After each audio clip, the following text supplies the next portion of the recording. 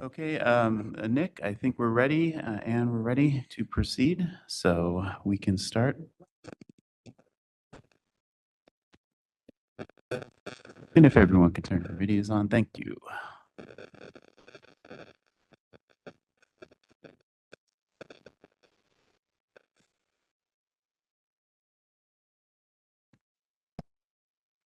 All right, good morning, everybody. It is January 15th, 2026. We are here at the Workforce Development Committee meeting. My name is Nick Boyd. I'm the Vice Chairperson to the committee, filling in for Chairperson Wendy Stack, who wasn't able to make it this morning.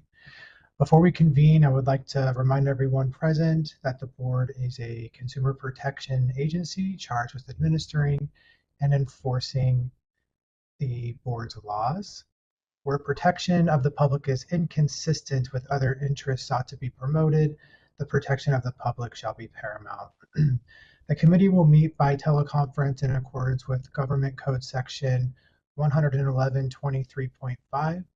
Committee members will participate remotely from private, non-public sites. The public may participate remotely or in person at DCA headquarters at 1625 North Market Boulevard, Suite S102, Sacramento, California 95834. I will announce when we are accepting public comment on the various issues, and the meeting moderator will open the lines as appropriate. Each commenter will have 3 minutes to comment.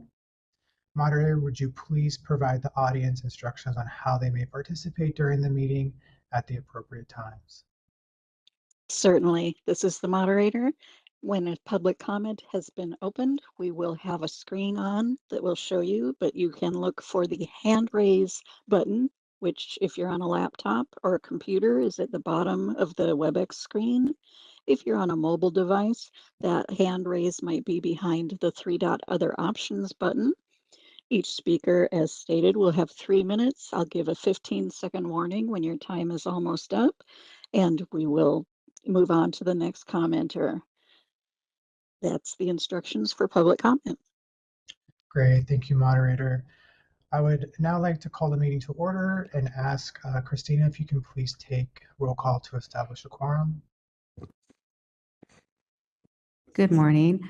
I would like to introduce you to Julie Weddle. She will be establishing quorum and taking roll call votes today.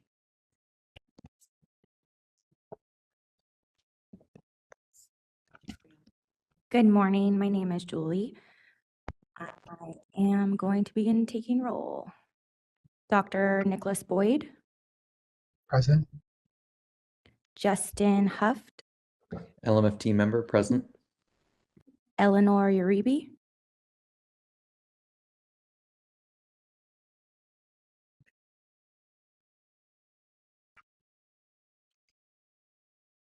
Eleanor Uribe, LCSW member present. Dr. Annette Walker, Good morning and welcome, Julie. I am a public board member and I am present. and then for the record, Wendy Strack is absent and we have a quorum. Thank you so much. Now is the time for the public to introduce themselves if they would like to. This is voluntary. Is there anyone in the audience that would like to introduce themselves? Yes, there are. Hold on. Certainly. We have someone in HQ. Good morning. My name is Shanti Ezra, and I'm the State Government Affairs Associate with the California Association of Marriage and Family Therapists.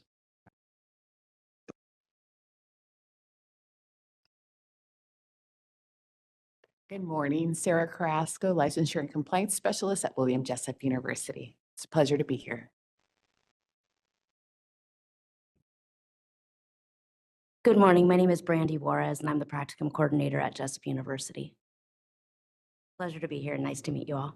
Thank you. Good morning. And that's it for in-house. And we have some introductions online as well. Let's see. I will go ahead and try and go in order. Leah Brew, I'll send you a request to unmute. Hi, Leah Brew, LPCC and counselor educator.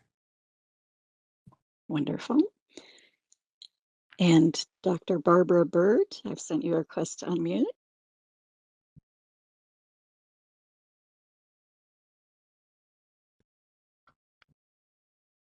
You should see a pop-up on your screen.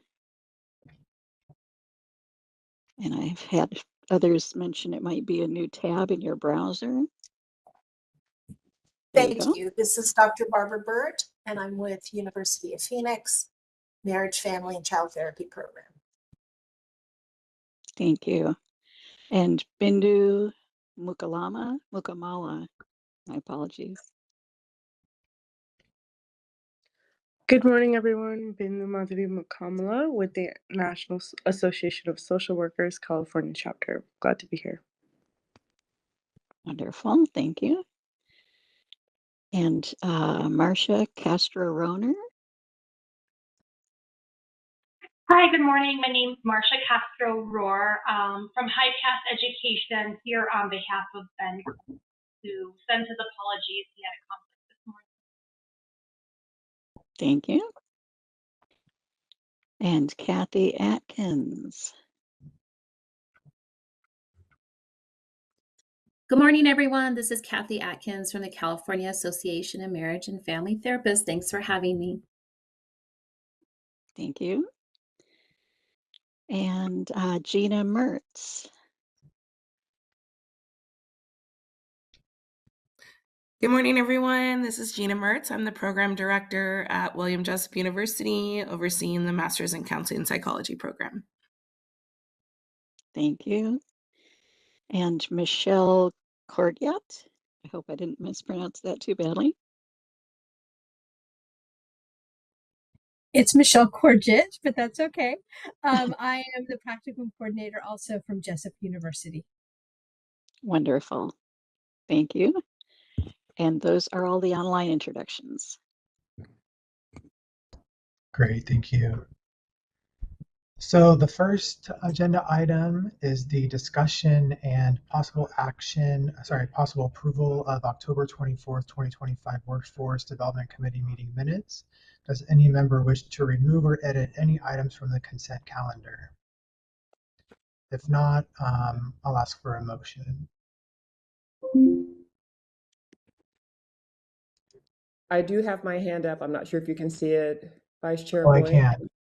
Sorry about Okay. that. I cannot see it.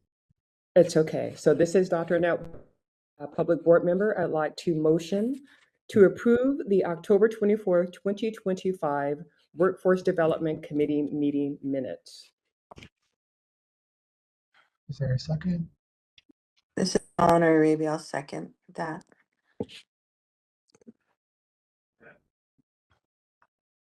Are there any comments from in-person attendees?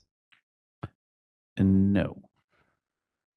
Any comments from those online? This is the moderator. If anyone would like to make a comment on the minutes, you may look for the hand icon and click that to raise your hand. And if you're on a mobile device, you might have to click through the three-dot other options to get to the raise hand button. Any comments on the minutes? I do not see any comments. I will turn the meeting back to you. Thank you, Christina, or Julie, I guess, maybe. Would you mind helping us take a vote, please?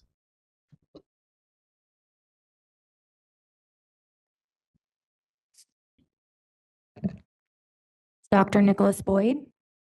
Yes. Actually, I'm going to abstain since I wasn't here for that meeting. Thank you. Justin Huff. Yes. Eleanor Uribe. Yes. Dr. Annette Walker. Yes. Motion carries. Okay, thank you.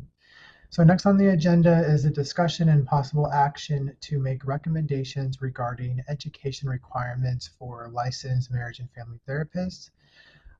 Roseanne, would you be able to provide us with a brief overview, please? Yes, thanks, Nick. So this is continuing a long discussion that we began back in July 2025, regarding streamlining and modernizing the education requirements for LMFTs. And so the goal of this effort, it would be to consolidate the multiple pathways to licensure, for example, the in-state pathway and the out-of-state pathways, into one single streamlined pathway. And then additionally examine the educational requirements to determine if any modernization is needed or any changing in the content is desired. And then once we do the amendments we develop the amendments for the LMFTs, then we'll move on to doing the same for the LPCC Practice Act and then the LCSW Practice Act. So the LMFT education requirements are complex, and there's many individual requirements that need to be examined in depth. So due to this, the committee decided that it would be best to split this effort into several small pieces. So I've kind of come up with an outline of what that might look like. Of course, that it is subject to updating as we move along with this project. But to begin, kind of as an overview, step one, which is what we will be looking at today, is looking at what really is a core MFT degree that's intended to qualify for licensure. What features should a core MFT qualifying degree have? And that examination includes accreditation, the core content requirements, and the practicum requirements. So we'll focus on that today. And then once we kind of have what we think is a good model for that, then we'll move on to looking at what graduate level coursework should be required for MFT applicants, and what is the board willing to and not willing to allow in terms of remediation. So examples of graduate level course content includes things like assessment and diagnosis or human lifespan development. And so some of the questions are what should the coursework entail? How many required units should be required? Things like that. Then once we get that established, we'll move on to supplemental coursework requirements. And these are usually coursework requirements either taken in or outside of the degree that are allowed as continuing education. They don't necessarily have to be graduate level coursework, although a lot of the graduate programs will include them. And then looking at those particular courses and figuring out what content needs updates and modernization, how many hours should be allowed. So examples of these types of courses are child abuse assessment, substance use disorders, and suicide risk assessment. And then the next step, that will give us a pretty good, once we have those steps completed, that'll give us a pretty good idea of where we're going in terms of coursework. So then at that point, we should stop and take another look at what it's looking like. Have we developed something that's attainable for people at a national level? If we have people coming in with degrees from schools, that were gained in other states, are they going to be sort of arbitrarily eliminated? We want to try to avoid unintended consequences while ensuring quality coursework. With the note that Path A, which is for licensees with at least 2 years of equivalent licensure in another state, will still remain available. The next step after that would be pre-degree hours, looking at kind of diving in deeper to really what the requirements for MFT trainees and practicum should be, although we'll touch on that a little bit today, but kind of expanding on that and exploring extending that allowance for trainees and social work interns. And then discussing a couple of other things which may or may not be part of this initial legislative effort, which is discussing possibly having a provisional associate registration concept as part of the 90-day rule, where somebody actually gets a preliminary registration number as part of the 90-day rule, and also having formal approval of school programs. So that's kind of where we're going. In terms of our discussion today, and kind of an overarching assumption of this proposal that I think it's important to be mindful of as we discuss, there are two major departures that this proposal will have from current law. First is in terms of course timing. Current law allows remediation of certain coursework at various times throughout the licensing process. Some courses need remediation prior to licensure, and some need remediation prior to associate registration. And the way our practice acts have evolved over time, it's not consistent across license types. So there's all kinds of different requirements and timing. So in an effort to streamline the law and promote public protection by ensuring competency in all required subjects, this proposal requires all courses must be remediated prior to associate registration. Another important thing to keep in mind with this proposal is that current law sets licensing requirements based on whether the degree was earned in state versus out of state. And this is increasingly becoming problematic because with the increase of online schools or schools who may have sites in California that are headquartered elsewhere, it's becoming increasingly difficult to define in-state versus out-of-state schools. So this proposal shifts the focus much in line with what other states do. Instead of having separate requirements for in-state individuals, schools versus out-of-state, this will establish one uniform set of requirements for all applicants. So we really need to, in terms of thinking about what a degree looks like and what can and can't be remediated, need to keep that in mind as we develop the proposal.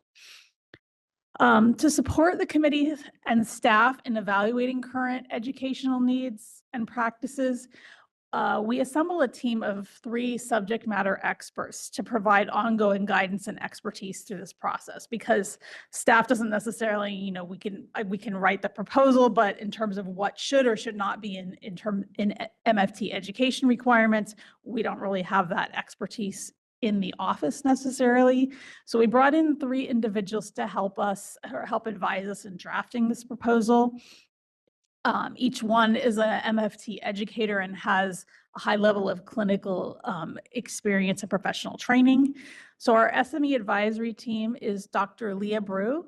Dr. Brew is an LPCC and a professor in the Department of Counseling at California State University, Fullerton. She is also a subject matter expert at the board and a former BBS LPCC board member. Also, Dr. Ben Caldwell, who's a PsyD in LMFT and is adjunct faculty in the MFT program at California State University, Northridge.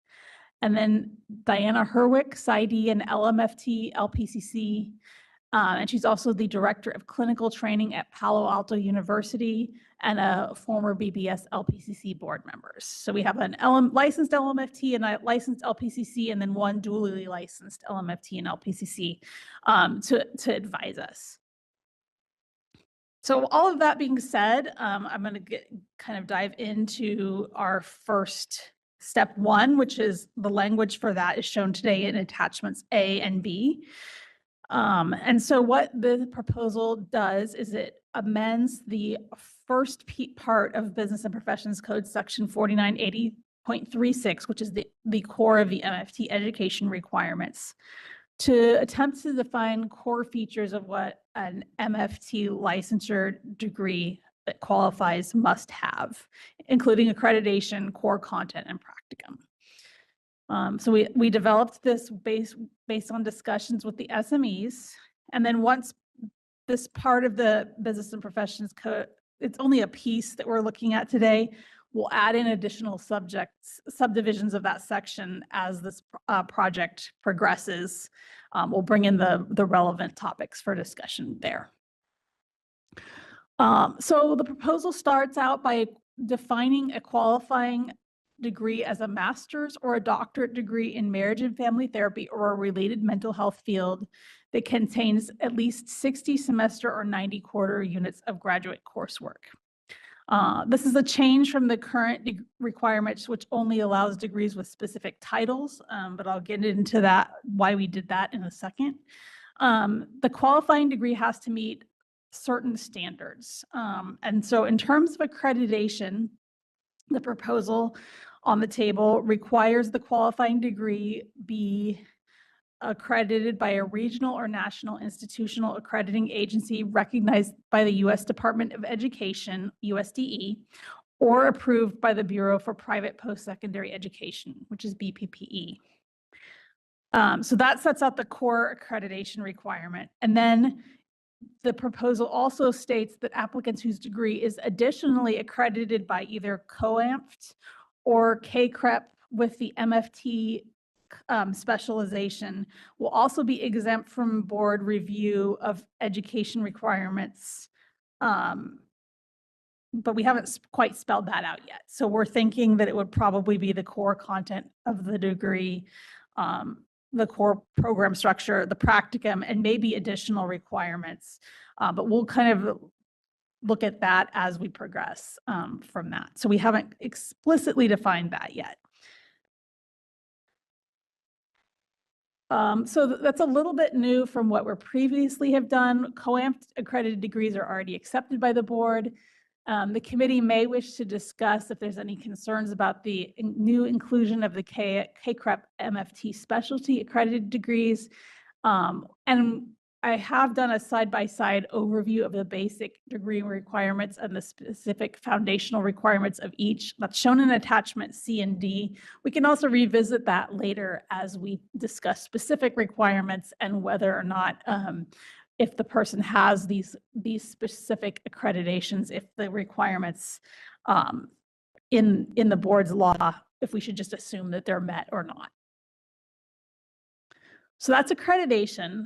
Moving on to core content, the goal of this piece of the project was really to say what defines an MFT qualifying degree? What should the core underlying content be? So the proposal requires that the qualifying degree be a single integrated program that meets certain core requirements.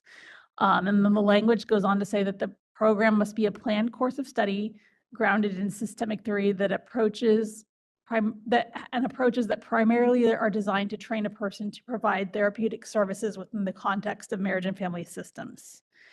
And then we looked at some other states and then looked at how they verify this.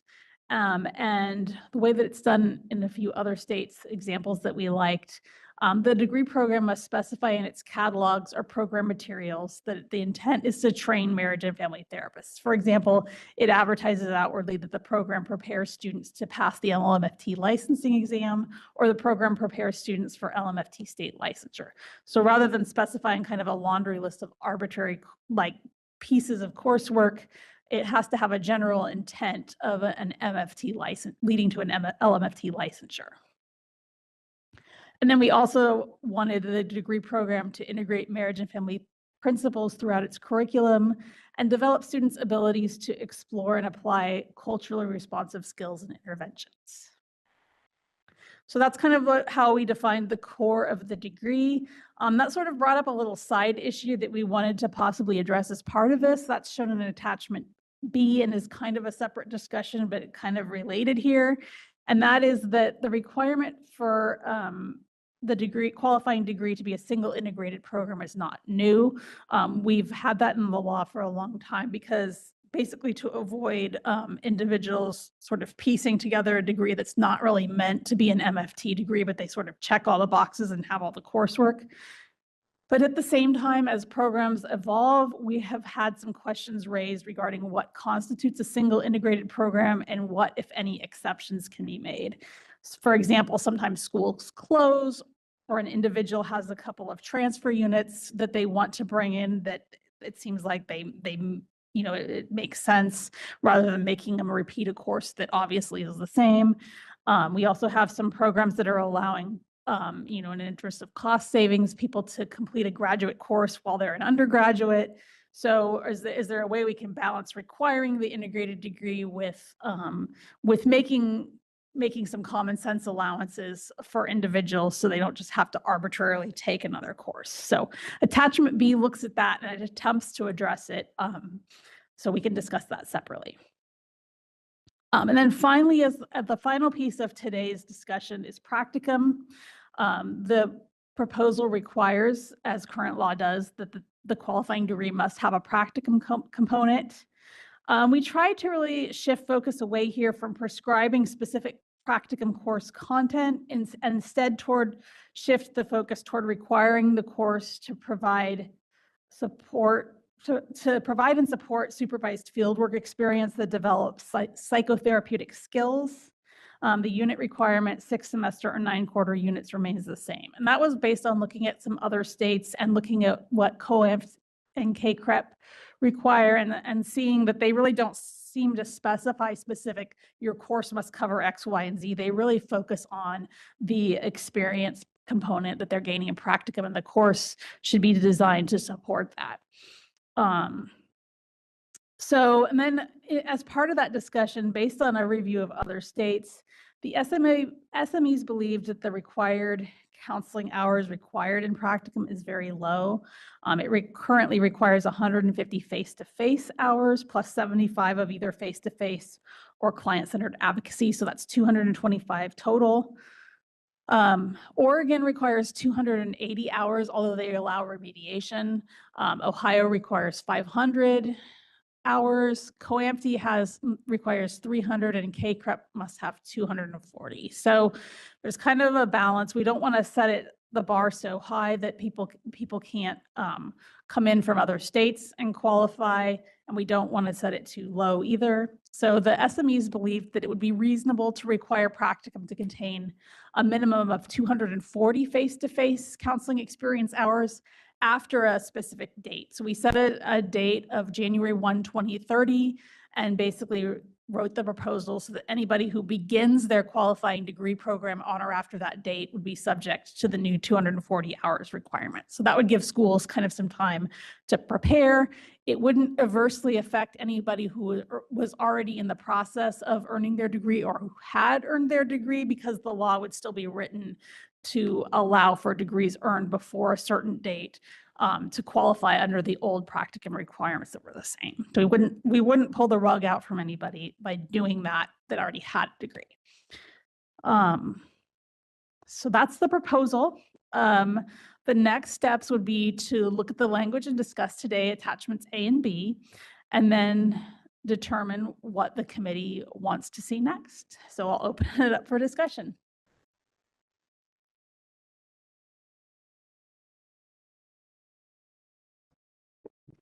Thanks, Roseanne. Are there any comments or questions from the board?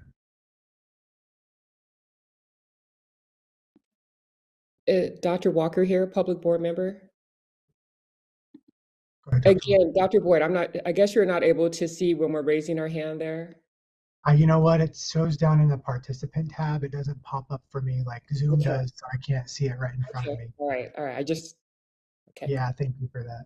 All right, thank you. So just a quick comment. Thank you, Roseanne, for that breakdown. I thought it was very thorough, very clear to understand, and I just appreciate you presenting in a way that kind of allows us to see the steps and as far as where we're going and how we're proceeding. So I really appreciate that. I just a thought, really listening to those. Or the impact on those that may already be grandfathered in. Are there any other things that might surface along those lines, or is it pretty much as you laid out towards the end of your presentation?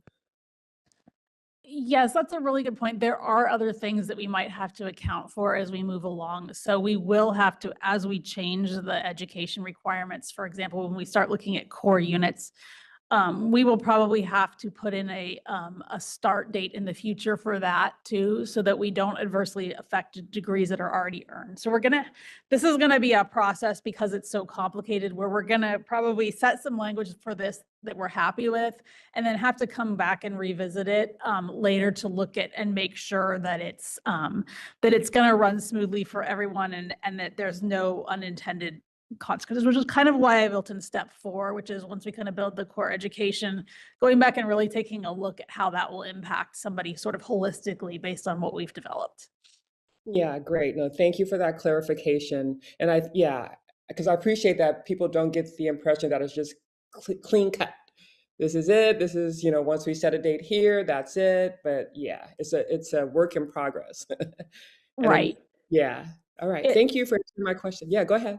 It's definitely going to be a process, and it's just to manage expectations. It's not going to be a quick process because there's a lot of little nuances, even within like setting one course and what should be required. This is going to take a while and be an ongoing, it requires some ongoing refining as we go. Awesome. Thank you.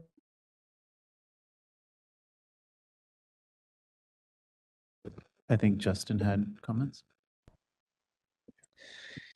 Justin Huft, LMFT member. Yes, thank you, Roseanne. I just want to make sure I'm understanding this correctly.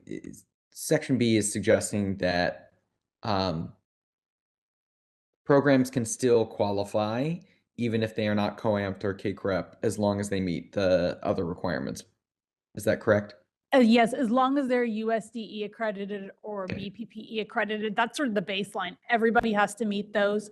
If they're COAMPed or CACREP MFT specialty accredited additionally, then we'll carve out some additional requirements where we'll basically assume that they're met because they have that accreditation.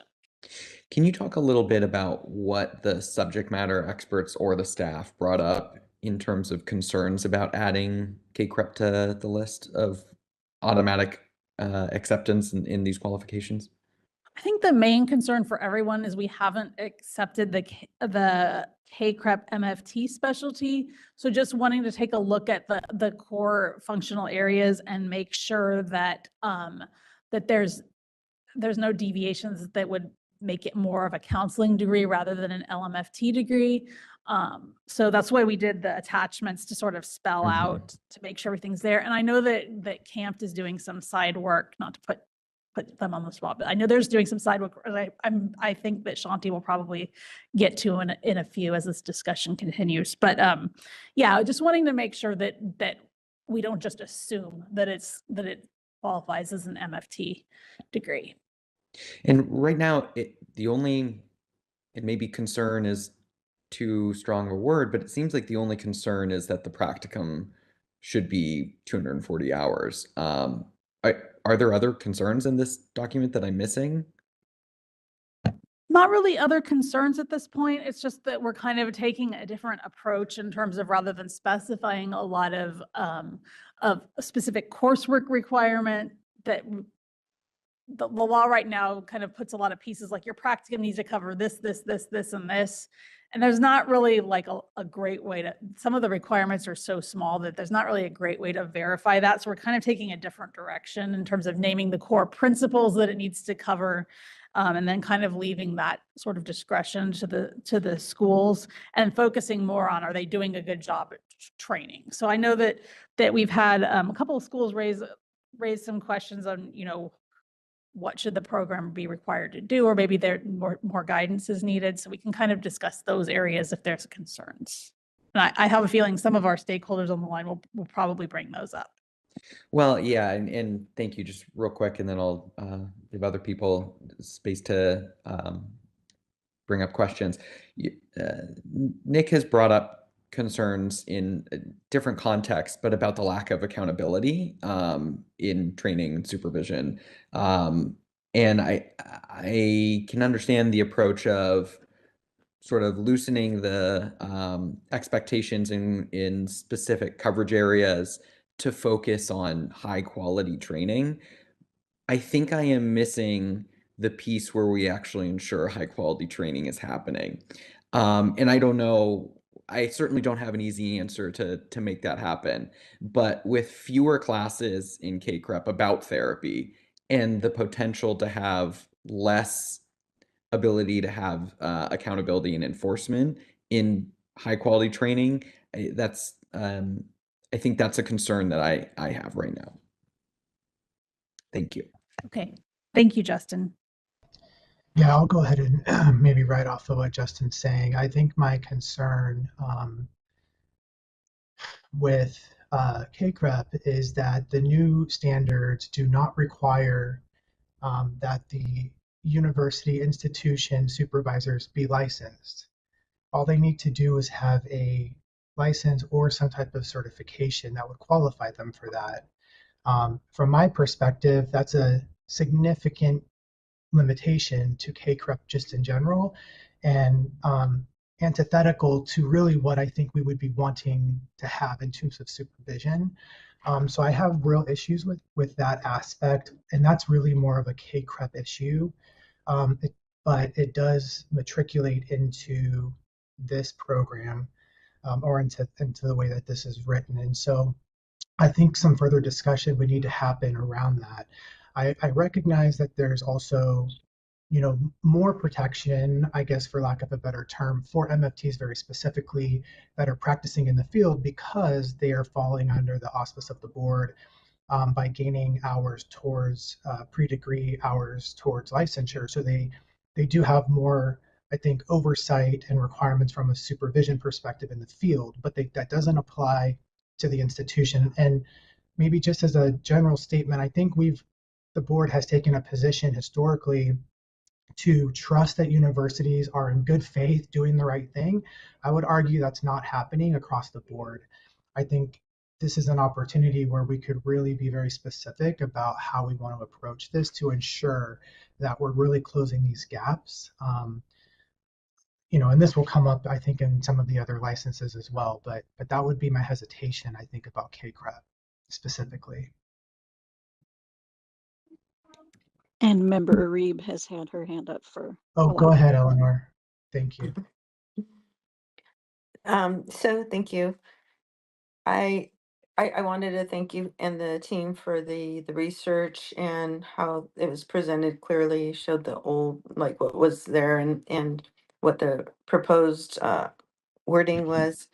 I feel like it helps make it clearer and also more inclusive. You know what? I'm sorry. Oh, I'm sorry. There I am. So it also makes it more inclusive. And also, it seemed like, if I read correctly, that there was going to be when we go into the other disciplines, there's a possibility of doing like a pre-degree hours, for possibly the other disciplines, which I kind of like. I had a question on subject matter experts, and this, I know this is jumping ahead of this whole conversation, but for in the future, I'm assuming that we're going to have different subject matter experts for the different disciplines. Right? For the LCSW, yes, when we look at that, we'll need to bring in some LCSW subject matter experts. Okay, thank you. Roseanne, maybe one last question, and this is probably more of just a out of curiosity. Are there any states that have less required hours than the 150 that California currently requires? I didn't survey every state, but generally the ones that I looked at, they were all a little bit more. And there are, in terms of not practicum, but there are other states that are a little bit behind in terms of the number of units the degree requires. For example, I was looking at a chart of the units, and Missouri, Mississippi, and New Mexico all require only 45 or 48 units still, which is a little bit lower than the national standard of 60 semester units. So there are varying requirements across the country. But it seems like the practicum is pretty much aligning, tending toward a little bit of a higher level. But we need to balance that with, at the same time with, the ability to get those hours. Because I know whenever I talk to schools, and they'll probably speak to it, that it's very much a challenge for them to find practicum sites. So. Certainly. Thank you. Are there any questions? And again, I apologize. I can't see when you guys raise your hand on my screen. So I would actually ask that you just go ahead and raise your hand and speak up so that I don't miss you guys if any of the board members have something to say. And I'm happy to help as well as moderator. Thank you. Yes, thank You're you welcome. so much. Okay, would someone like to make a motion? Well, we don't really need a motion for this. I think it's really more discussion, but I think we have a couple audience members who would like to speak. Yeah, I'd recommend let's have the discussion, and then we can, based on that discussion, we can decide at the end what the next steps are. I don't think we really need a motion. Okay. Are there any comments from those that are in person? Yes. Good morning, Shanti Ezrin with CAMPT. I just want to start by thanking Roseanne and the rest of the team for your work on this and for reviewing the proposed amendments with us today. I'll start with the core content and the practicum. Appreciate seeing the changes in both of those areas. And just based off of, Roseanne, what you presented, what we read about the other state research and your work with the subject matter experts, CAMP doesn't have any inherent concerns with either area at this time. But of course, we'd love to hear more from educator stakeholders in the meeting to see if they think any of these proposed language changes in either of the sections would make education requirements in any way prohibitive. Otherwise, like I said, no concerns in either area at this time. Now move over to accreditation. So as it pertains to those proposed amendments, Roseanne, I guess if you wouldn't mind explaining the reasoning behind how you restructured the accreditation language a bit. If I'm understanding the language correctly, it seems in contrast to current law, the proposed language now would require the degree to either be from an institutional accrediting agency recognized by USDE or approved by BPPE, leaving out degree programs accredited by COAMT. So if that is the correct understanding, CAMP, we don't have a position on this change at the moment. I think we're still really much gathering information on pros and cons of that. But we'd like to have a better understanding of the reasoning and then also ask if staff have considered the impacts of removing COAMT as that accrediting agency, specifically how it would impact students currently in those COAMT accredited degree programs. And I think that sort of gets at Dr. Walker's earlier point about impacts. So that's one piece. And then the second piece within the context of accreditation having to do with CACREP, we did reach out to several educators for feedback. And I think what we've been hearing overall is just varying opinions and a bit of general confusion around what BBS is considering with CACREP. But I'll highlight a couple of the major concerns that we've been repeatedly hearing.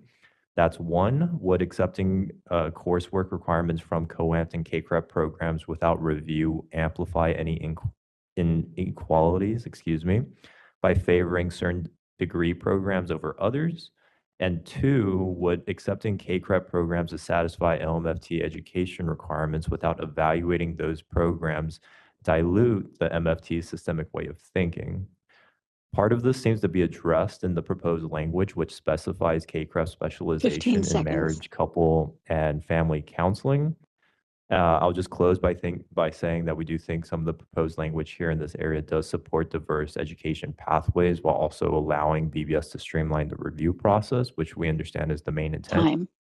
But want to just continue hearing from other stakeholders on their experiences and perspectives. Thanks, Jonty. I'll speak to that in terms of the COAMT. In our discussion, kind of looking around, although we can't 100% prove it, it appears that all COAMT and CACREP accredited programs would already be USDE approved. So, but like we couldn't find any examples of one. That doesn't mean that that doesn't exist, but the fact that most are USDE approved, it seems like that's sort of the standard. So that was kind of the standard that we went with. But if you can come up with an example of one that's not, I would love to hear it. Yeah.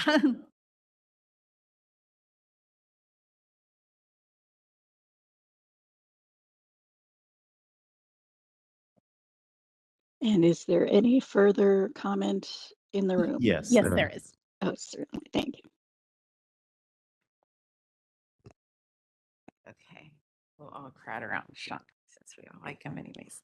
Yeah, we echo the same, a little bit about the same sentiment. I really appreciate, and we really appreciate the clarity also in all the work that was done and in streamlining even the verbiage. I know for our students, we always push them towards review the statutes, review the regulations, and we kind of walk them through how to navigate that. That's part of our program for them. So it's a lot clearer. I really appreciate the removal of in-state versus out-of-state. And we just had a few comments seeking further clarification, hopefully in the future, regarding the jump to the 240 hours.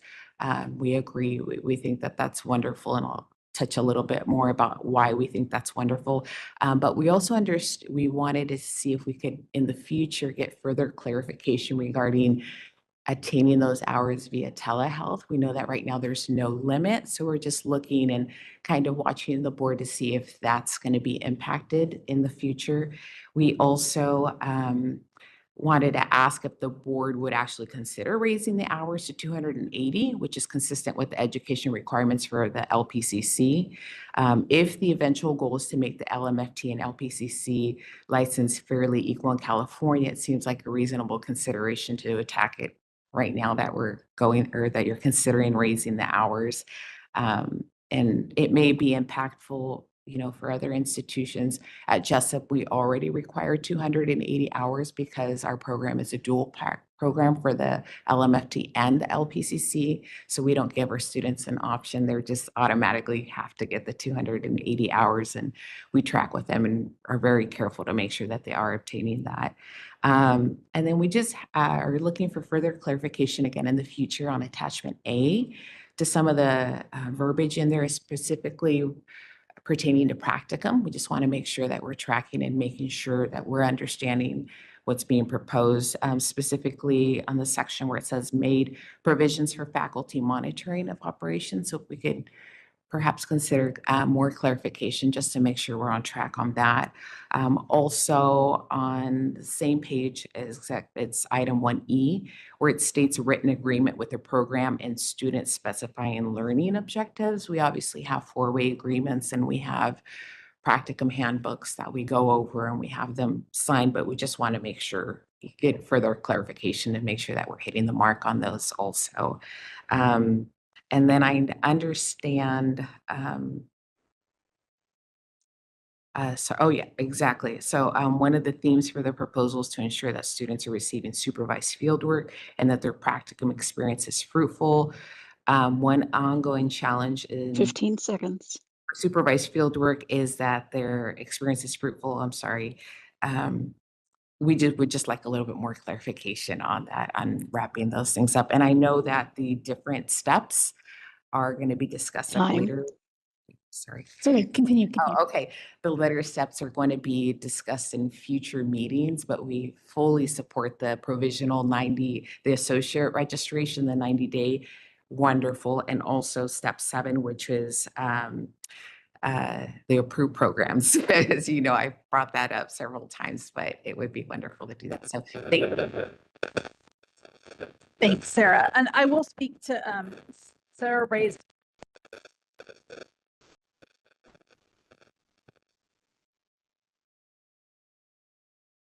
Okay. Sarah raised a really good point about the practicum that I want to kind of highlight in terms of you'll see in the practicum section of the proposed language that we kind of put in some things which are totally up for debate and discussions, but focusing more on what the program needs to do to make the practicum experience quality rather than specifying coursework. So we put in things like provisions for faculty monitoring, mechanism to confirm that the hours were met. It's kind of, this is where it kind of becomes a balance here, where if we want to provide some things that need to be done to make the school think, oh, I need to do this.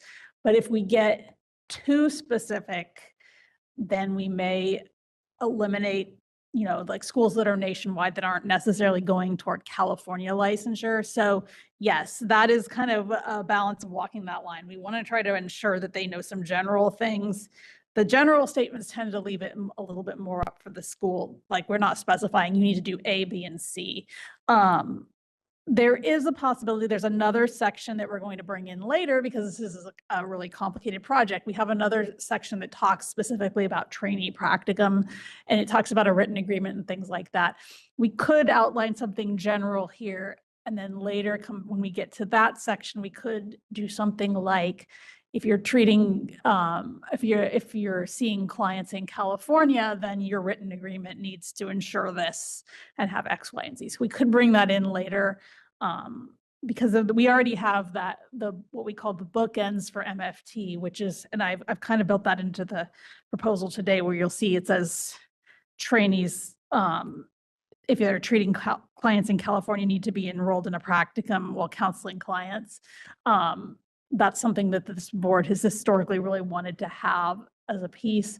We can't enforce that nationwide, which means that if anybody that didn't have that, which is unlikely from other states, would automatically be eliminated from licensure. So we don't want to do that, but we want to ensure that California clients that are seeing our trainees are getting specific training that meets certain standards. So that's one way that we could do it, is bringing in certain requirements for clients in California.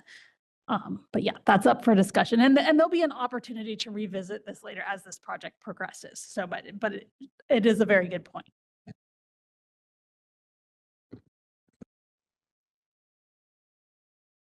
Yeah. Sorry. Thank you. Okay. My name is Brandy Juarez, and I'm with Jessup University as a practicum coordinator. Thank you for having us. And this is really great to see all these streamlining and the direction that we're going here. My wondering is about the faculty supervision, what that is including. Could you elaborate a little bit about that?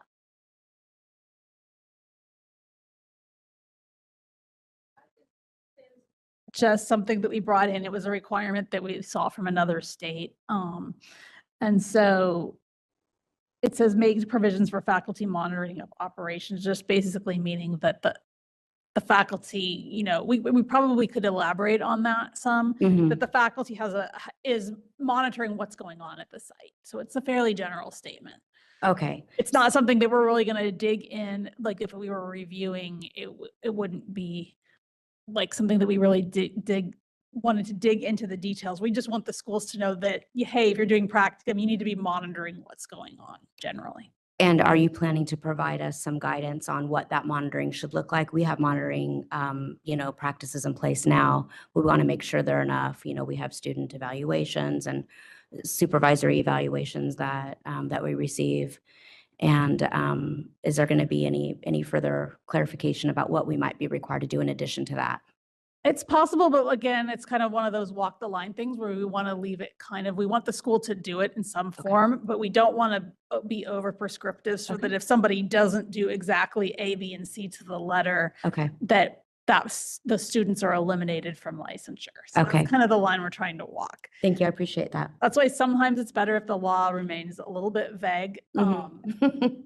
But at the same time, we want to ensure that the schools are doing a quality job in training. And so that's where Nick brings in the point. It's like, we want to trust schools, but it's like, we want to sort of walk that line and ensuring that they're doing quality work too. Okay. We always do overkill. And at the same time, I mean, so that's the statute that we would put in place, or whatever it comes out to be. The other thing that could be the board could work on is working on I'd hate to use the term best practices, but here's the faculty, this is what you might be looking at, kind of what we do for supervision, outreach and stuff too. So that would be a good component to do that. So. Okay. And as always, we are always welcome to collaborate what we do and how we do it and learn also. So thank you. Thank you so much. That is it for in-house. Thank you very much. And we do have some raised hands, but to reiterate, if anyone would like to make a comment on the issue, you may click the hand raise button. It's at the bottom of your WebEx screen, or if you're on a mobile device, it might be behind the 3-dot other options. We have 4 hands up now, so we'll start at the top with Leah Brew. I'm sending you a request to unmute your microphone. You'll have 3 minutes with a 15-second warning. Leah Brew. I'm subject matter expert, and also I have reviewed MFT programs for the BBS in the past to evaluate whether they meet the criteria. And one of the most difficult pieces is the integration of family systems throughout the program. Classes like research and psychopharmacology don't always have much emphasis or conversation, but almost all like human development kind of courses have it. So with some of the concern about using CACREP, a lot of the programs that I've reviewed align with that. And it would probably, CACREP will allow the BBS to be more efficient, but it doesn't advantage any applicants. I agree that supervisors should be licensed. I think that was an oversight, at least on my part. And tightening up supervision should probably be part of the supervision requirements. I'm a CACREP liaison, so I can tell you that all CACREP programs are USDE approved. And it's actually 280 client contact hours that they have to have. It's the 40 plus the 240. Yeah, so I just wanted to address those concerns. And it is true that CACREP has the core like 48 units, and then you do additional 12 units in specialty, but that doesn't mean that Family Systems isn't part of naturally some of those core courses, but it's not required that it's in every single course. So hopefully that'll help the committee make a decision about whether they want to include CACREP. Thank you.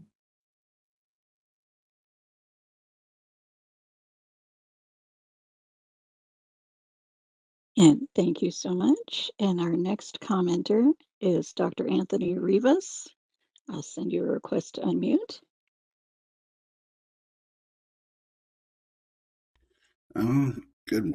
Good morning, everyone. Thank you for letting me speak. And I just want to follow up with what Dr. Bruce said. I do agree that supervisors need to be licensed. I am the fieldwork coordinator for our CACREP accredited program. And I also agree with Dr. Brew. The CACREP does require 280 direct hours, and it splits it up in practicum and internship. 100 hours in practicum, 600 hours in internship. Of those 600 hours, 240 have to be direct, and in practicum, 40 of those hours have to be direct. One of the things I think that it worries me as somebody who comes from out of state and as a counselor educator, is that California has shied away from accreditation. And when you have unaccredited programs, that is slightly terrifying. How many folks in this room would go to a physician that came from an unaccredited program? I don't think anybody would raise their hand if the person who was going to do open heart surgery on you was unaccredited. The other component that I want to highlight for CACREP is there are multiple sections that do speak to the requirements. And it does require that fieldwork supervisors have a license. They speak to it generically because CACREP is accreditation, it's not law, and it allows each individual state to write that. And I would encourage this committee to look at that and circling back to that licensure. And then I would also really encourage to define what clinical experience looks like. California is one of those rare exceptions that does allow schools to count as clinical sites, and that is not a clinical setting. As a clinician and that's been licensed, for 15 plus years, you cannot do clinical work in 15 minutes, 30 minutes, and then send little Johnny back to lunch dysregulated. That's social emotional learning, and that should not count. And that worries me that does count for MCFC. I know multiple school counselors that have received, applied, and have been, have gotten the license. So I do encourage you all to look at the CACREP standards. Again, the 2024 standards are what we do have to meet. I encourage you to really highlight the need for supervision, supervisors to be licensed. 15 seconds. And I cede my time. Oh, all right. Thank you. Our next commenter is Dr. Bita Ashuri Rivas, and I'm sending in a request to unmute. Hello, can you hear me? Yes. Okay, thank you all for having this discussion. So I'm a faculty member at CSU Sacramento. I was a former faculty member, University of Colorado, Colorado Springs. I'm a former CACREP board member. So I appreciate you all starting to consider accrediting entities, providing the educational requirements, because CACREP and COAMFTE have really stringent accrediting requirements, and having accrediting requirements. They have requirements for program evaluation. They have requirements for educational standards, for minimum thresholds, for what practicum and internship should entail. And a lot of states do require that that you have graduated from either a KCREP or COAMFTE program. So if we are moving in that direction, then we can ensure that that accrediting entity is providing the educational standards or directing the educational standards, which is informed by our profession. And then what it allows our board to do is to really have oversight of what the clinical experience is, what the supervisory, what the training experience is. So I appreciate you all starting to look at what practicum is, because I've having practice, I hold 3 licenses in Colorado and 2 in this state. I'm an LMFT, LPCC, LAC in Colorado, and it's pretty clearly defined in Colorado. Trainees have to have specific experience. Supervisors need to have specific experiences, and it's a little bit loose here. And I think it's because the board has to do both the educational piece as well as the training piece. So there's quite a bit that isn't defined. So I appreciate you all starting to look at this and to have one align with and have an alignment with accrediting standards. I think social work does that too. Psychology does that too. Having an accrediting body is a really important step for us to move forward and to look very similar to other states. KCREP is CHIA. It is USDE. It does have the minimum requirements for hours. It has educational standards, like I said. But what I appreciate too is that now we're starting to maybe define clinical, define what supervisors should be, define what the practicum experience is. What I found is when programs are evaluated, the evaluation doesn't even look at maybe the catalog. So we have several programs that the catalog doesn't match how they've evaluated or filled out the program evaluation that's been sent to the board. And so you have programs that don't necessarily have our requirements built into the degree 15 program, seconds. but they're still able to be evaluated by the board, and students in different disciplines that aren't necessarily meeting that within their program are able to get licensed. So thank you all for starting to look at this. Time. Thank you. Our next request for comment is from Kyle Horst. Kyle, I'm sending you a request to unmute. Good morning, y'all. Thank you so much for taking the time to allow us to speak on this and providing ample documentation for this. I appreciate I'm speaking as a program coordinator of an MFT program at CSU Chico. And overall, I want to be clear that really in favor of the direction this is going. Clear expectations, I think, are really important. And as an educator on the other side, the clearer the expectations, the easier it is actually for us. So even if those expectations do set a higher bar, I am in favor of more clarity here. The big comment I was going to make is just recognizing that California law in the past seems to have distinguished between practicum hours required for graduation and supervised clinical hours that may be counted towards licensure by an MFT trainee. I know that's not new, but my concern is that this proposed language seems to unintentionally widen the gap between these two frameworks, making practicum supervision standards sort of less clear than the standards that already exist for MFT trainees.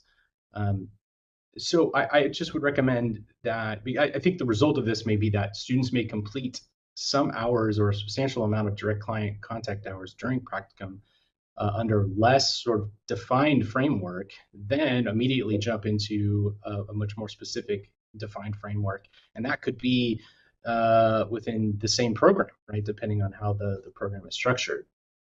So it just seems from a training and public protection perspective, I really would recommend that the practicum supervision specifically language meets the supervision requirements that are sort of already outlined in the statutes for MFT trainees.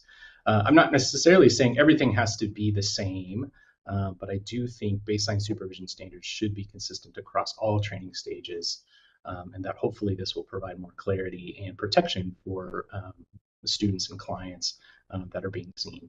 So thank you so much for the consideration. Thank you. And our last hand, so I'll just make a reminder if anyone else would like to speak, you can look for the hand icon and click that to raise your hand. Our last hand right now is Gina Mertz. I'm sending you a request to unmute your microphone.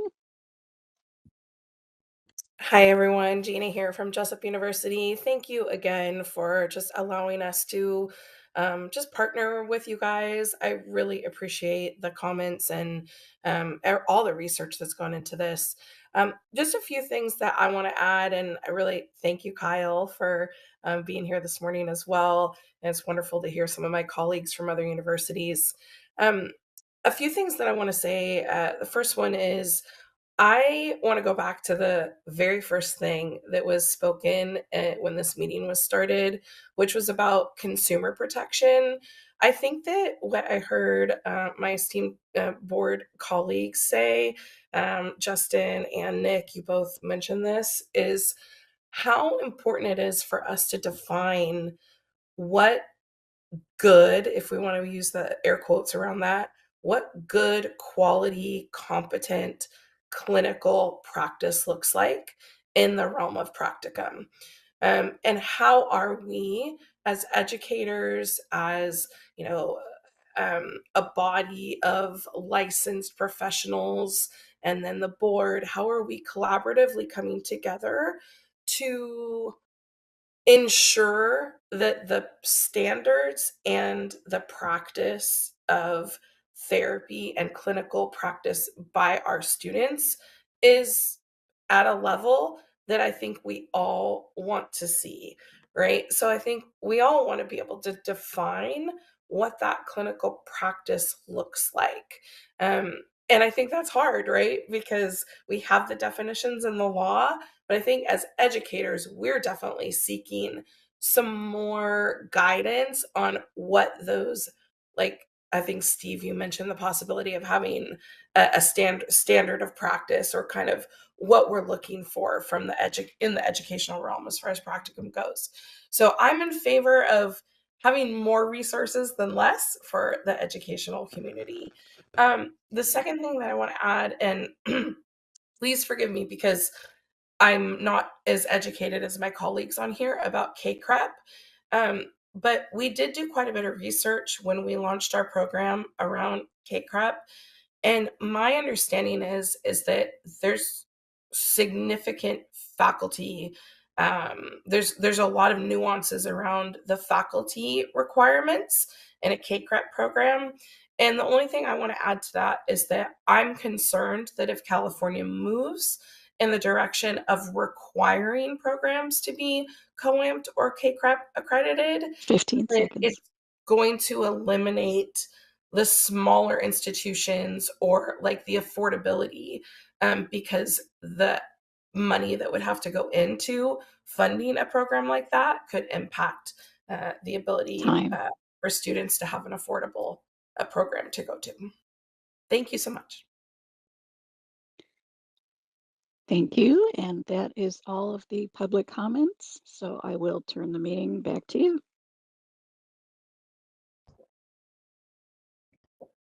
Great, thank you so much. Are there any other final comments from the board?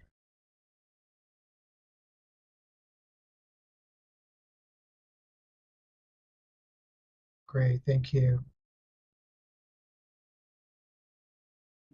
So we will probably come back to this, I'm assuming, Roseanne, at a later time. Yes. So I'm hearing a couple of different things. I'm hearing that we'd like to maybe focus a little bit more on the practicum supervisor, have that be require it to be by a licensed supervisor, possibly we require the board for supervised experience requires supervision to be by not only a licensed supervisor, but somebody who meets our supervision requirements to count hours toward licensure. So maybe for MFT practicum students, we require it to be a fully qualified licensed supervisor for all of the practicum, is maybe what I'm hearing. I don't know what the schools would say about that in terms of whether that would eliminate sites or hours. So that's one thing that I'm seeing that we could possibly build in. The other thing I'm seeing more is a desire for more outlining of what exactly a good practicum program looks like. I'm thinking that the possible solution to that is to bring in a later section, which is 4980.42, which discusses trainee practicum in a little bit more detail, and maybe use that section to, in addition to the requirements in 4980.36 that sort of applies for all degree programs for licensure, including ones that will not be meant specifically for California licensure, using 4980.42 to specify that if your clients are located in California, here's what practicum needs to look like for you. That kind of, it still allows us to not define degrees by in-state versus out-of-state, but by basically where the client is located and clients that California has jurisdiction over. So I'm thinking that we could maybe do it that way. So those are kind of the two main things that I'm hearing about the language for now. I think the only thing I might just slightly tweak to that, and I know my assumption is you'll probably go back to the SMEs and talk about this, and I know Leah is here, but totally with the licensed faculty being part of that, qualifying California faculty, qualifying supervisor. I'm just thinking for those that are out-of-state faculty that hold a license in a different state. Not all of the institutions are going to have faculty necessarily licensed in California, but they may be licensed in another state. That's just maybe something to talk more about amongst the SMEs if that is important. I mean, I think at bare minimum they need to be licensed, whether they're in terms of the educational side. If that's a California qualifying supervisor, I personally would be okay with that. I'm sure there might be some conversation from universities or institutions about that, but that would just be maybe a slight little nuance difference. So maybe break out the nuance versus for other, if the faculty is licensed in a different state. Yeah, I think so. Okay.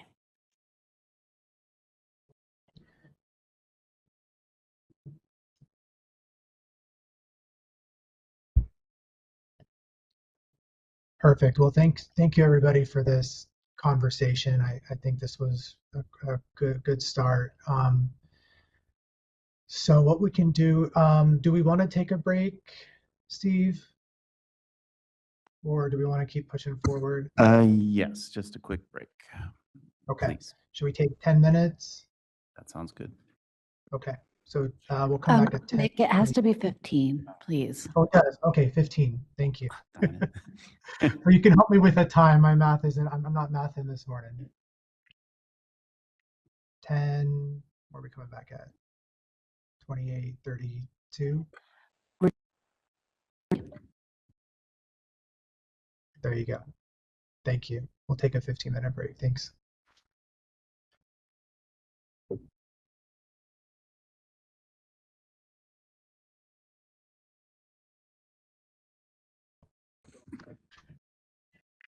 Okay, Nick, I think we're all here. Before we proceed on to the next agenda item, could we go back just really quick to kind of lay out the next steps for this first agenda item? I think Roseanne will give a summary here, if that's okay. Yeah. Yeah. So in terms of the next steps, I don't feel like we're necessarily ready to full scale move on to step 2. I'd like to bring back this language at the next meeting with a little bit more consideration around the supervision piece for practicum, and maybe bringing in that other section that I referenced, 4980.42, and drafting some language focusing that more on treating California clients located in California, so that we can have some requirements, additional requirements practicum for California consumers, even though the standard for practicum might be different nationwide. So I'd like to focus on that piece. And then behind the scenes, I'll begin with the SMEs on working on the graduate level coursework, but I don't know that we're ready to start that huge piece at the next meeting until we really kind of fully more narrow down this language. I don't know, what are the thoughts on that from the committee members?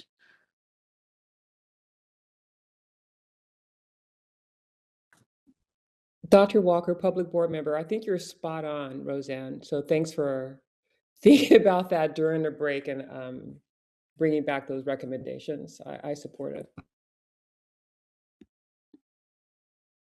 Yeah, same. I think coming back makes sense. Okay, so we will bring back a variation of this language next time before we move on to the next major step. But of course, staff will work in the background on that so that we're ready when we are able to bring it. So, okay, that sounds good. Thank you, Roseanne, for that. So next on the agenda is the summary and discussion of demographic data from the HCI license renewal survey responses. And I think, Steve, you'll provide us with a bit of an overview. Yes, I will. Thanks, Nick. So this is something, it's kind of this report that I'm going to provide or kind of go over here it's this next agenda item is really just for informational purposes. I wanted to make sure that the Workforce Committee was aware of this kind of data that is being put out there by HCI. And if you see, you notice they did actually put this report out in 2025, so it's a little bit late. The intent is now on a yearly basis when they put out this report to present this to the Workforce Committee so that they can have more discussion on that, or at least understand what the environment looks like out there for our licensee and the workforce. So as a summary, in April 2025, the Department of Healthcare Access and Information, which is known as HCI, put out their Health Workforce Research Data Center annual report to the legislature. Now, this report is made up from data collected through the Healthcare Workforce Survey, which is a survey that our associates and our licensees, when they are renewing, they actually have to complete.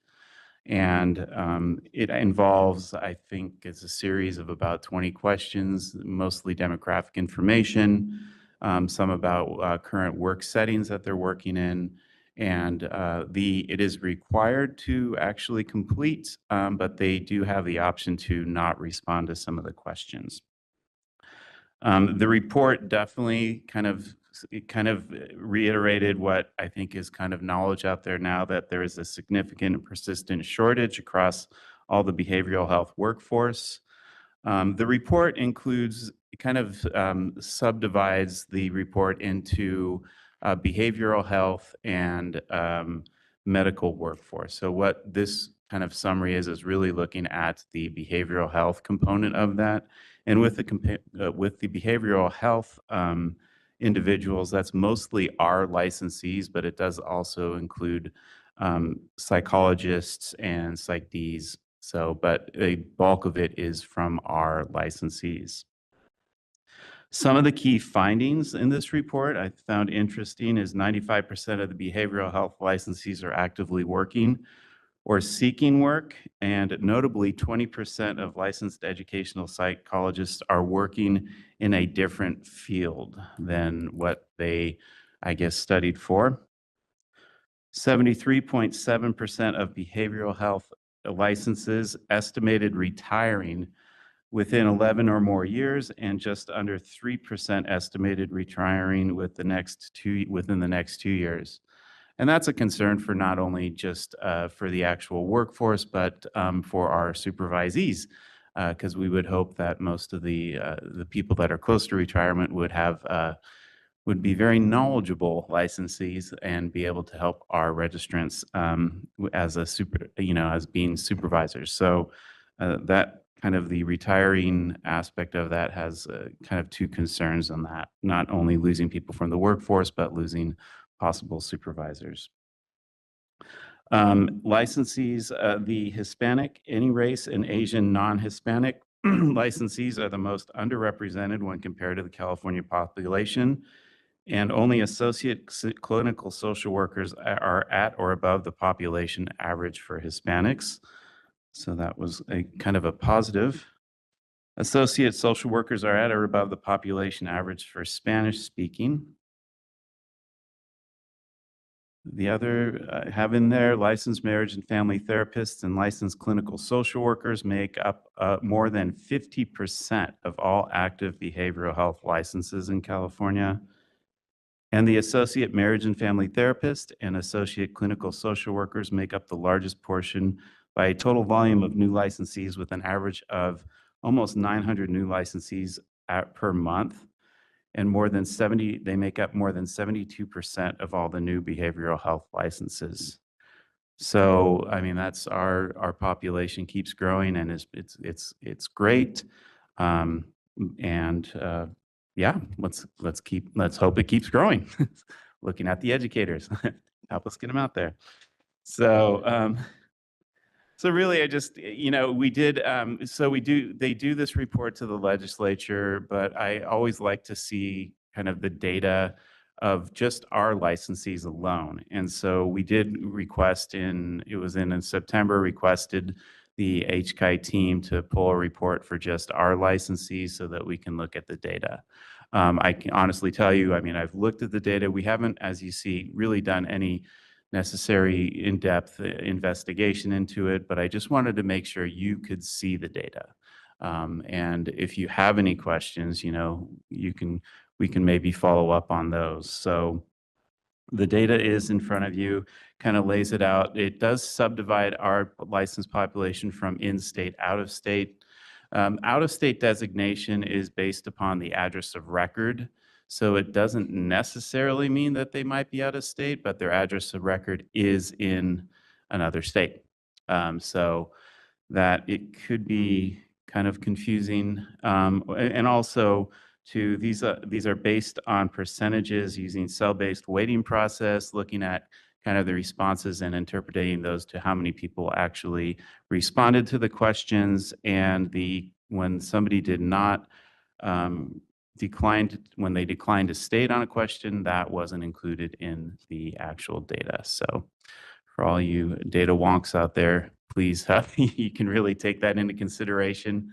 But the data is there for your digestion. And if you have any questions, please let me know. If there's anything the committee would like me to look further into, please let me know. Thank you, Steve. Are there any comments or questions from the board?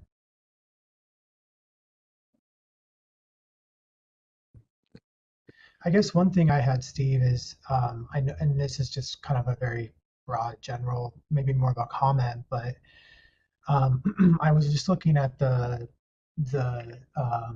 different loan awards and scholarships that HCI does put out, and it's pretty significant. I mean, I think last year was like 26,000, or the year before that. I do wonder, as we're looking at these gaps across the state with the student loan changes that currently exist that start July of this year, how that's going to impact our workforce long term, and if HCI and the state have given any thought to maybe increasing or expanding the educational loan either repayment or scholarship portfolio, to just consider that in context with what the current student loan caps are for for degrees, both for undergrad and graduate school. So that's just maybe a general thought that comes to mind. Yeah, that is one of my concerns too, and I was worried about that. But yeah, I'll keep that in mind when we're reviewing HCI stuff, and maybe when our conversations. And they do have meetings, particularly looking at the workforce, and I've been joining those. So I'll see if those conversations are happening or will be happening in the next year during those workforce committee meetings. So I'm assuming they will, because that is a concern. So. I would say even including like some of those underrepresented areas, because I know here in Fresno we have, like, say, just taking the Southeast Asian and Pacific Islander, we have a large Southeast Asian population here, and it's such a challenge, because a lot of the community is, like, say, Hmong speaking, and we don't have practitioners to meet those needs, and even going through an interpreter is so challenging. Mhm. So, Oh, yeah. Definitely.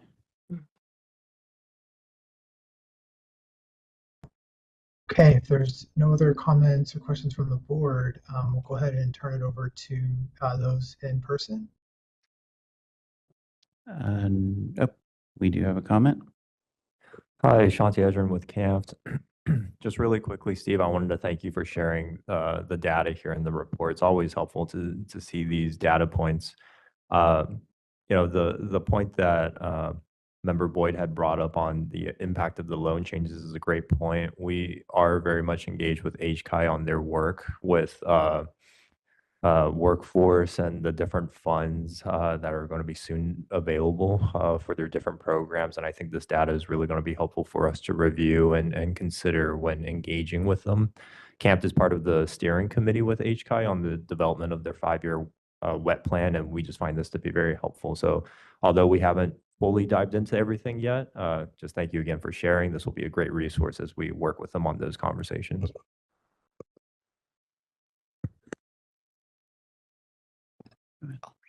Oh, yeah, go ahead.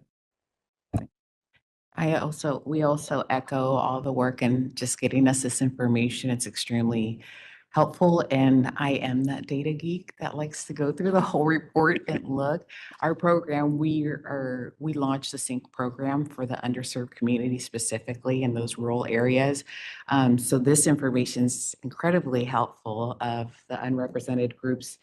We are tracking with the Hispanic, with the Asian, different groups to make sure. Currently we're at 22% in our program because that of Hispanics and 7% Asian. We do take those demographics because, again, we're trying to serve the whole entire state, not just a certain group of that. So this is incredibly helpful, and I have the report highlighted and even just the workforce, how it's starting to, middle down and the needs that are there. That's what we're always trying to address. So thank you, Steve. Oh, thank you. And that's it for in-house. And shall I open for WebEx comments as well? Yes, please. Thank you. You're welcome. If anyone would like to make a comment on the HCI data presentation, you can look for the hand icon and click that to raise your hand. Each speaker will have 3 minutes with a 15-second warning. Are there any comments on the data presentation? I do not see any raised hands. I'll turn the meeting back to you. Great. Thank you.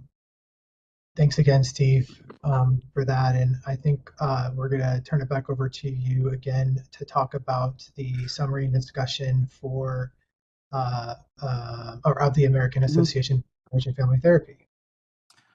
Yes, and once again, it's just informational. Just wanted to throw it out there. I found the report kind of interesting, although it is a small microcosm of the amount of population of LMFTs that California has.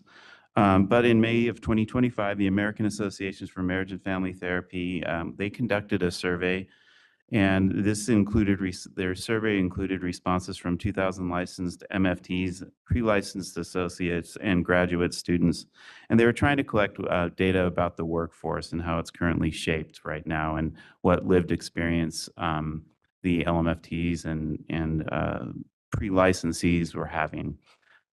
So they did put out their findings in a report, it's entitled a systemic workforce for a complex world, strategic insight from the 2025 Marriage and Family Workforce Study. And that's within the attachments. There is a subsequent attachment to that. If you go to that website, they do have kind of another joining a report on what their thoughts are and what can help, to increase and keep the workforce, make sure we have a hardy workforce out there. So it kind of, once again, it kind of reaffirms some of the thoughts, at least I have, and which are out there. Overall, the report concluded that there is a diverse and multifaceted workforce, and it's deeply engaged in direct care. The things that stood out for me are the report on the use of technology and AI. I thought that was kind of interesting. It reported that 93% of MFTs report offering telehealth services. More interesting is that from 2022 to 2025, the practice of operating exclusively online rose by 21%. I guess that's, with the times, it's probably not shocking, but it was interesting to see actually a number tied to that. And also, while that increased, the online services increased, from their survey, 70% of MFTs believe that in-person work still delivers higher quality care. So that was another interesting component or finding. The reasoning behind, use of telehealth, most people indicated that it allowed them to see more clients, or actually it was a preference of the client. So 66%, it allowed them to see more. 57%, the client really wanted to do telehealth services. Additionally, they did ask questions about artificial intelligence, and probably not shocking, but 52% of respondents already are using AI tools for administrative and supportive functions, such as note-taking, scheduling, and summarizing content, and also developing educational material, and like for supervisees and such. Looking ahead, 85% of MFTs expect to incorporate AI into their practice within the next 5 years. So we will be talking about AI coming up in our policy and advocacy, and the board will be talking about that later too during this year. So I think it was just it was an interesting report. Like I said, it's a small sample size, but still it kind of gives you a feel for what is happening out there. So I just wanted to present that as informational. So once again, just opening it up for questions if you have any, or if there's something you wanted me to look further into that data kind of inspired, let me know. So. Thank you, Steve. Any comments or questions from the board? Okay, we'll turn it over to those online. Did you want to do in person? Sorry about that. Yes, let's do in person first. Thank you. There's no comments online. I mean, in-house, sorry. All right, thank you. This is the moderator. If anyone would like to make a comment on the presentation about the AMFT workforce, you may look for the hand icon and click that to raise your hand. Each speaker will have 3 minutes with a 15-second warning. Any comments?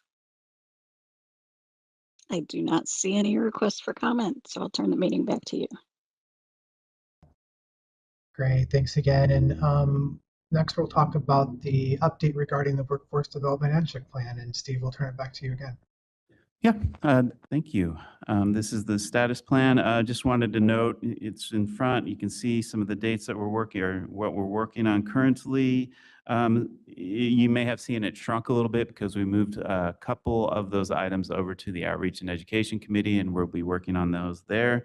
And we did add an item number 10 to memorialize what we're doing, as we talked about today, which is updating and streamlining the licensure requirements, beginning with LMFT. So that is the status of our committee right now.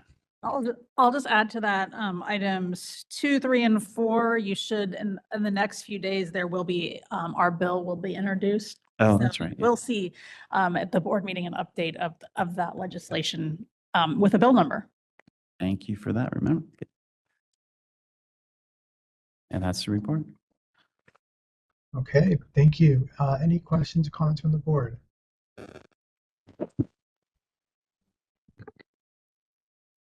Okay, seeing none. Any comments from those in person? Nope. And this is the moderator. If anyone on WebEx would like to make a comment on the action plan, you may look for the hand icon and click that to raise your hand. Are there any comments? I do not see any raised hands. I'll turn the meeting back to you. Okay, thank you. Thanks again, Steve, for all of that.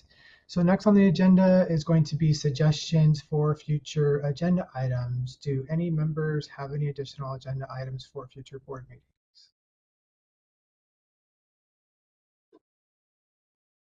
Not seeing any. Does anyone in the audience have an agenda item for future board meetings? None here. Thank you. This is the WebEx moderator. If anyone would like to suggest a topic for a future meeting, you may look for the hand icon and click that to raise your hand. Any suggestions for future meeting topics? I do not see any raised hand. Oh, no, here we are. Dr. Anthony Rivas, let me send you a request to unmute your mic and you'll have 3 minutes. Thank you, Dr. Anthony Rivas. A suggestion for a future topic, I would like to see the board really define clinical experience for practicum and internship, and really kind of give a clear definition of what it means for face-to-face couples, for this license, for the LMFT license, what it means to work with couples, individuals, and families. Back to my previous statement earlier, it's kind of really interpreted kind of loosely by some people. So that would be a suggestion as a counselor educator, LMFT educator, and as an LMFT myself and an AMFT approved supervisor. I've worked for years with supervisees and students, and I would really like California to, the BBS to really define that and kind of narrow the definition of it. And I cede my time. Thank you. And I do not see any further raised hands, so I will turn the meeting back to you. Okay, thank you. So next on the agenda is public comment for items not on the agenda. Just as a reminder, the board may not discuss or take action on any matter raised during this public comment section, except to decide whether to place the matter on the agenda of a future meeting. So with that, do any board members have any comments for items that are not on the agenda?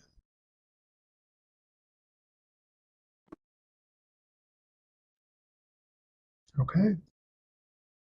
Do any audience members have comments for items that are not on the agenda? No, none here. Thank you. This is the WebEx moderator. If anyone would like to make a comment for an item that was not already on the agenda, now is your time. You may look for the hand icon and click that to raise your hand. Any comments that have not already been covered? I do not see any raised hands. I will turn this back to you. Okay, thank you. So our next agenda item is to adjourn, and thank you everyone for participating today. As a reminder, our next board meeting will be February 19th and 20th in Sacramento, so we hope to see everybody there. Thank you. Thank you all. Have a good day. Appreciate it. Take care. Bye-bye. Bye. And as a reminder, we will use the same link for the next meeting at 1 p.m. Thank you.